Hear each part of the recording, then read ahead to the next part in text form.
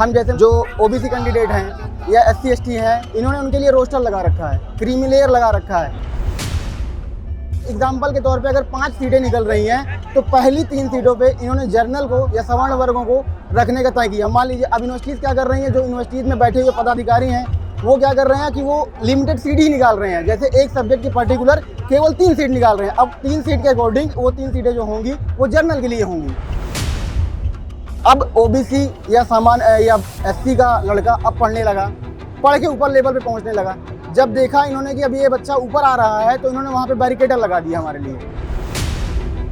अब ये फंडामेंटल क्या कर रहा है कि हमें तोड़ रहा है, यानी कि आप पहुंचकर भी वहां तक नहीं बन पाएंगे। SC ST OBC वाले हैं, इनको पूर्ण न्याय तभी तक मिलेगा जब तक जाति जनगणना ये नहीं हो जाएगी। हमारे पूर्वजों ने जिनको वोट दिया, उनको जिताया 70 साल तक, हम उसके बहुत आभारी हैं, क्योंकि ये इनका एक सिस्टमेटिक था। ईयर बाई ईयर या 6 महीने साल भर में रिकमेंड निकालते थे। पर ये जो वर्तमान की सरकार है, बीजेपी की सरकार है, ये क्या कर रही है, ये सिर्फ अपना चुनाव का फंडामेंटल देख रही है।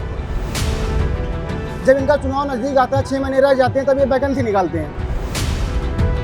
और अभी मेरी वर्तमान की खुद ऐसी स्थिति बनी हुई है कि मैं एक B.Ed किया हुआ छात्र हूँ और फिर वर्तमान में हमें डिलीवरी बॉय का काम करना पड़ रहा था। सियासत कौन करता है, बगावत कौन करता है, हमें मालूम है कि हमारी हिफाजत कौन करता है।